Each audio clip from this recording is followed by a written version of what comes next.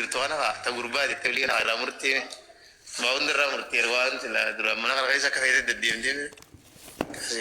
kana katti dalambar ushasha waljala gurte jiwar dalan ushasha gizi gurun kalfa kani mere takawute to ushasha masai basi tan wal raqayat ushasha tan hote wal raqayat raqat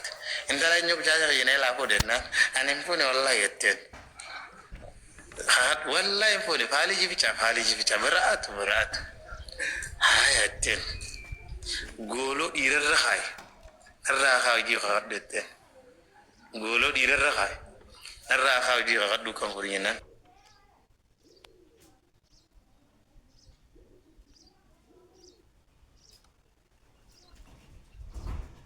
aditi yambo bisa kete kana ji kala do bisa kana rahti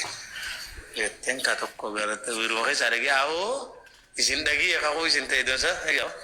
isin ka ko kana ka chu dirtani golum manuro ka tun tamiji mancat to dadi ka dirra wallahi na wallahi punette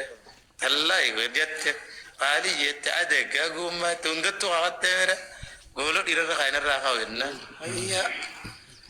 kasika tadi ko isa kayete ni mira hima ta gol manu rakaena gol rabbi sir rakaeten ayo te sadure ga duro jirtan kawli gana itigara galte ana kabatta ayro ya ayo te te boliyen ke difte te hajar ana kabatta awan dalagatte wutu khanuma kawli duro no bakabra hatuli ragalte ta kasita rabbi jabasir kamon rabbi khaye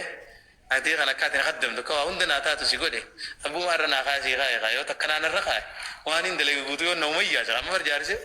wan jarti da guru ta nabar yo jartu manga machifte bakka hawalla labar e khajarti ngam machif number nakas aya rab ma jaban ro khaybar la pate mana jarte rat kultite dalagatte tiddam